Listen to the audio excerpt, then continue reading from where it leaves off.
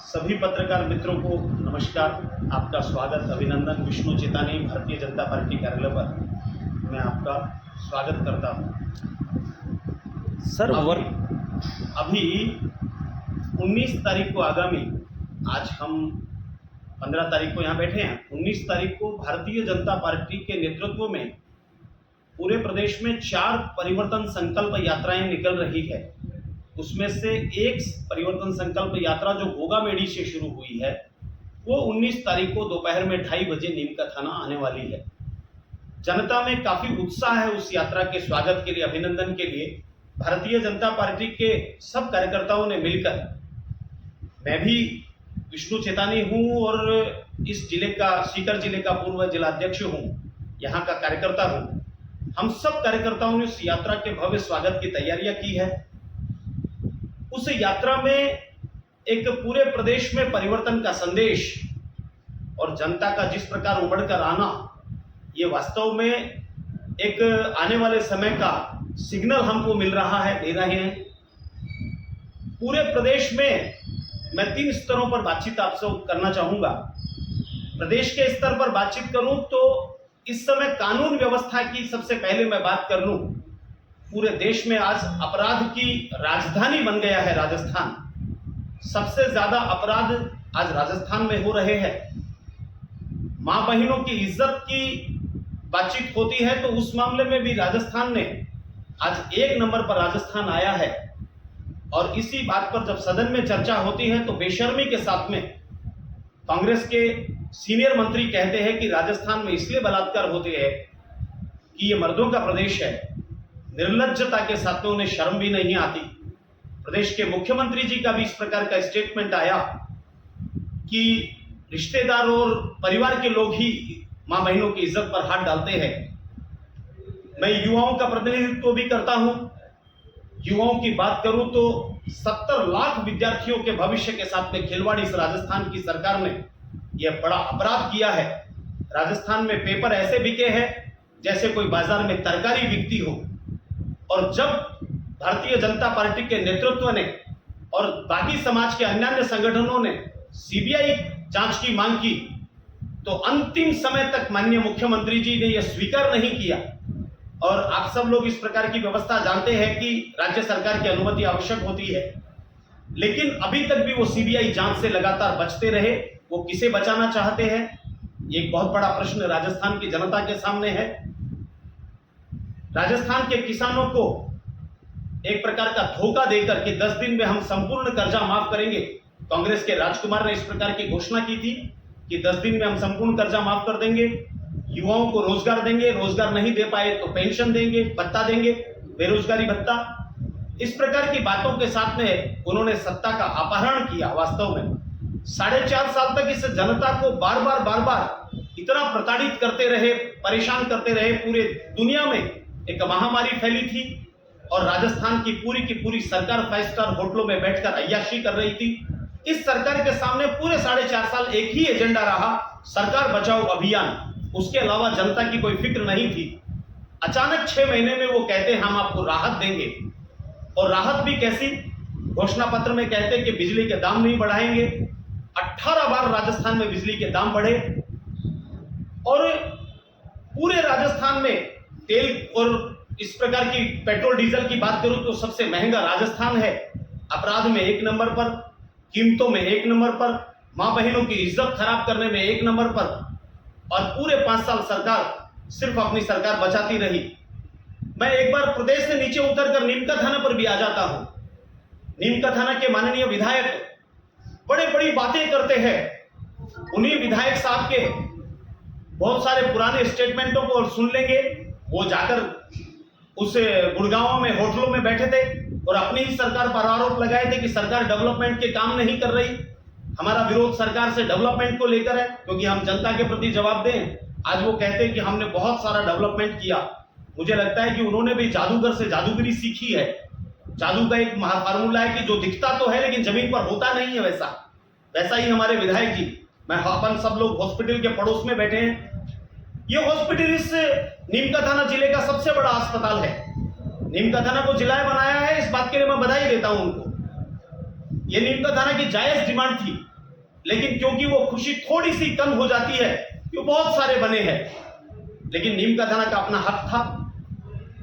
पड़ोस में जिला अस्पताल है, जिला अस्पताल में सोनोग्राफी की मशीन पिछले लंबे समय से बार बार सोनोग्राफी की चर्चा हुई है, लेकिन यहां सोनोग्राफी की मशीन तो है, लेकिन वो सोनोग्राफी करने वाला व्यक्ति नहीं है। यहां पर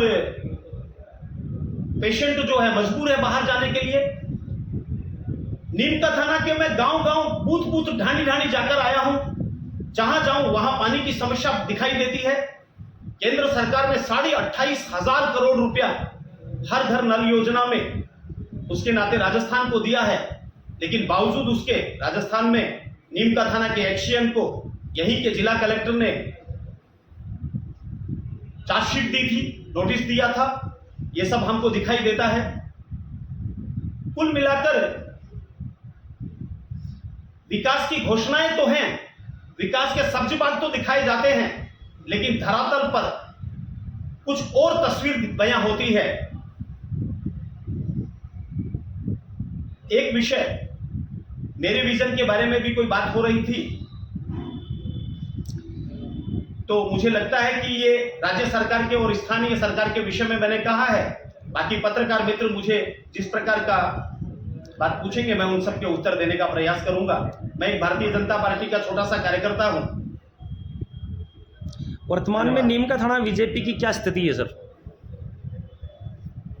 भारतीय जनता पार्टी संपूर्ण प्रदेश में नीम का थाना में सभी जगह आज एक मजबूत विपक्ष के नाते जनता के मुद्दे उठाती है, और नीम का थाना में भी हम जनता के मुद्दे उठा रहे हैं। मैं गांव गांव गली गली जाकर आया हूं, जनता के मुद्दे हम उठा रहे हैं, और निश्चित रूप से जनता का व्यापक समर्थन और आशीर्वाद हमको मिल रहा है। सर, जैसे अगर बीजेपी आपको मौका देती है तो क्या आपकी क्षेत्र के लिए महत्वपूर्ण बातें रहेंगी?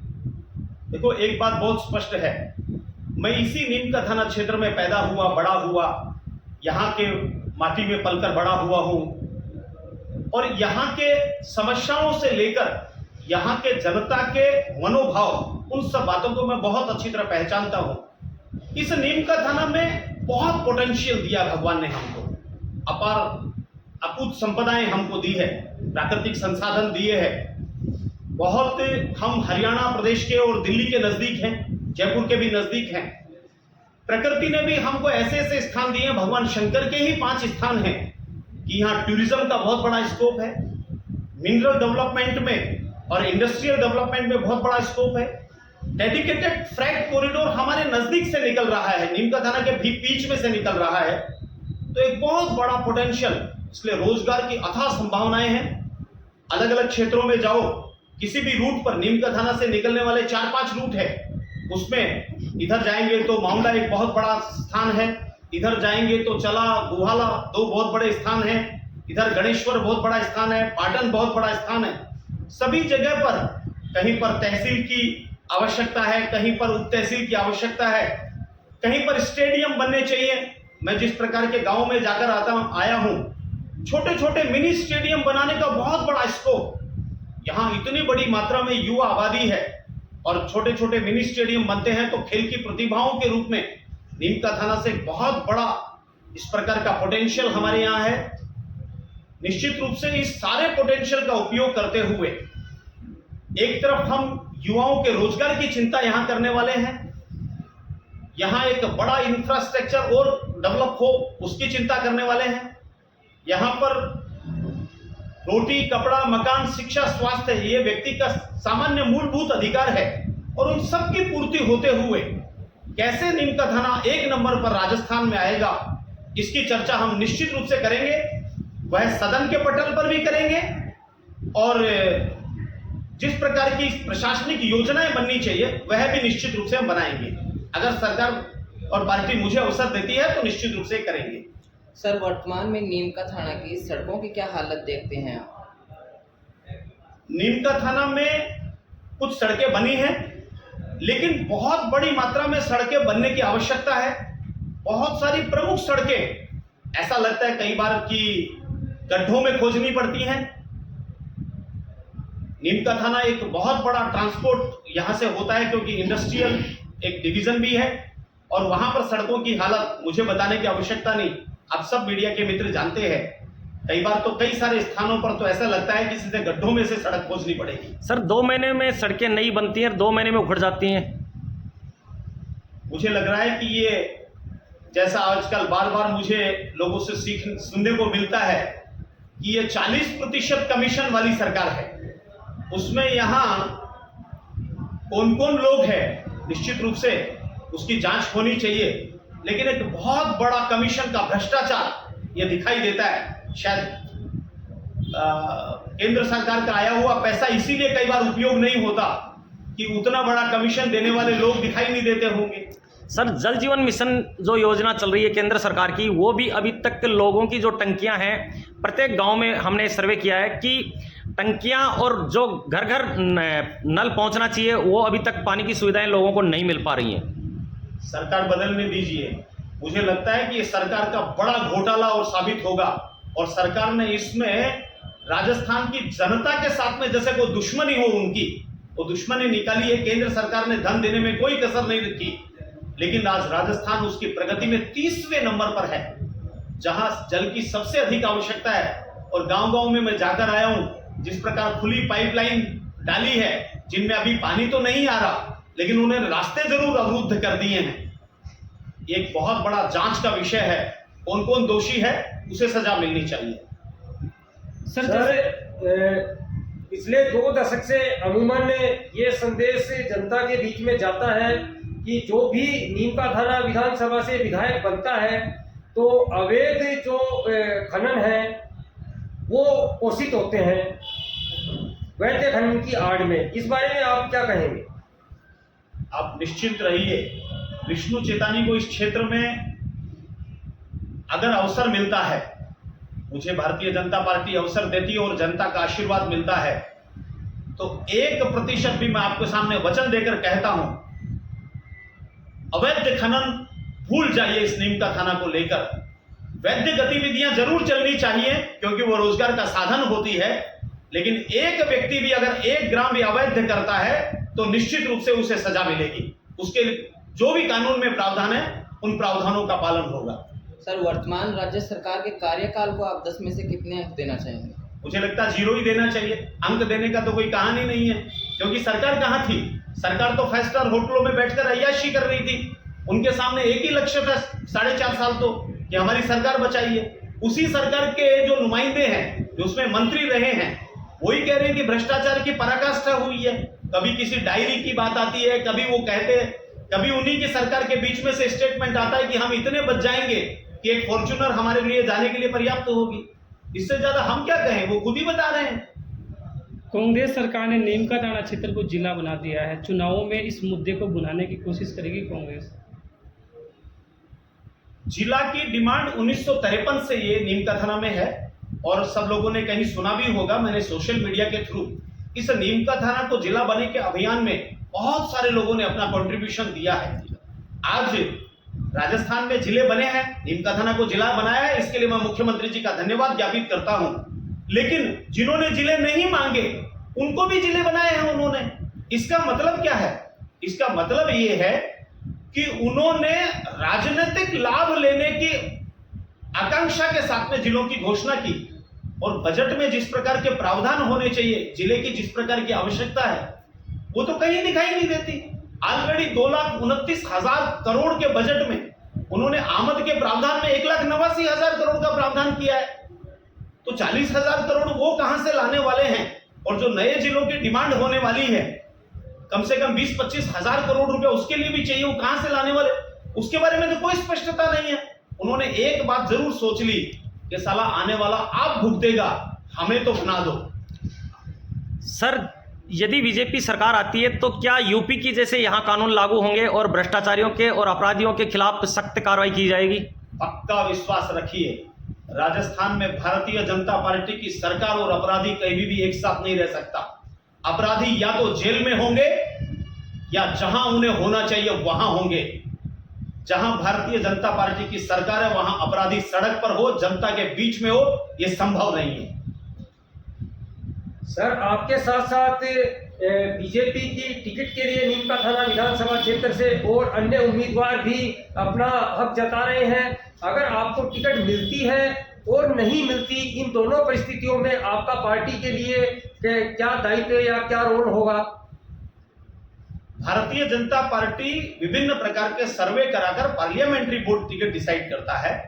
सभी कार्यकर्ता है, टिकट मांगने में कोई भी मांग सकता है, लेकिन संपूर्ण भारतीय जनता पार्टी टिकट के साथ में एक है। जिस क्षण टिकट की घोषणा होती है, आप देखेंगे कि पूरी भारतीय जनता पार्टी एक साथ मिलकर और कांग्रेस के इस कुशासन को उखाड़ फेंकने के लिए कृत संकल्प है। भाजपा में आप कब से कार्यरत हैं पार्टी में? मैं 2006 में भारतीय जनता युवा मोर्चा का जिलाध्यक्ष बना था, तब से मैं भारतीय जनता पार्टी का कार्यकर्ता हूं। उससे पहले मैं विभिन्न वैचारिक संगठनों में काम करते हुए 1990 से लेकर 2006 तक मैंने काम किया, लेकिन 2006 के बाद मैं भारतीय जनता पार्टी का कार्यकर्ता था। टिकट की क्या संभावना लगती है? क्या ऐसे नियम बनाए गए हैं पार्टी में कि आपको टिकट मिल जाए आपकी? टिकट किसे देना है, कौन से कार्यकर्ता को चुनाव लड़ाना है, यह सोचना पार्टी के शीर्ष नेतृत्व का काम है। पार्टी का शीर्ष नेतृत्व इसके बारे में बहुत गहनता से विचार करता है और जिस भी कार्यकर्ता को चुनाव लड़ाए, भारतीय जनता पार्टी में चुनाव जो है एक सामान्य एक प्रक्रिया है। उनमें जिस कार्यकर्ता अच्छा लगेगा वो लड़ाएंगे, जिसके बारे में फीडबैक ठीक आ जाएगा उसे लड़ा देंगे। सभी कार्यकर्ता उसके साथ रहेंगे। सर, और कोई ऐसा संदेश जो आप इस कॉन्फ्रेंस के माध्यम से नीम का थाना की जनता तक पहुंचाना चाहते हैं? 19 तारीख को राजस्थान में परिवर्तन की हुंकार भरते हुए परिवर्तन संकल्प यात्रा, उस संकल्प के साथ नीम का थाना भी पधार रही है। मैं पूरे विधानसभा क्षेत्र की जनता से प्रार्थना करता हूं, आग्रह करता हूं, अपना आक्रोश व्यक्त करने के लिए इस परिवर्तन के संकल्प के साथ में वह उस संकल्प यात्रा का स्वागत करे, उसकी सभा में शामिल हो। यही मेरा सब लोगों से आग्रह है।